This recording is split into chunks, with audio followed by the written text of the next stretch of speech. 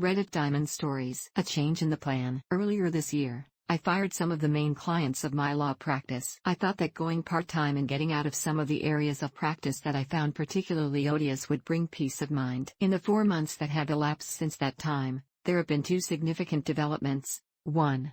The remaining clients and areas of practice have more than filled the void left by the types of business that I terminated. 2. I have come to realize that the psychological pressures of a solo law practice are basically the same if you have 1 open case or 100. I would compare it to being a dairy farmer.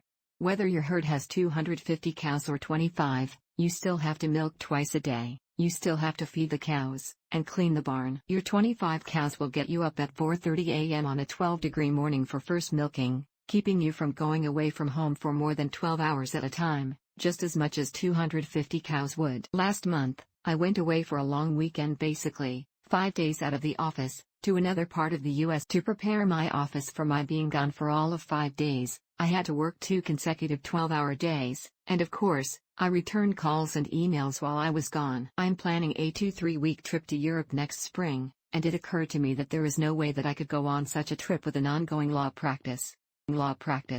There are too many forms of accountability to deal with, and too many disasters that could occur while in a different hemisphere.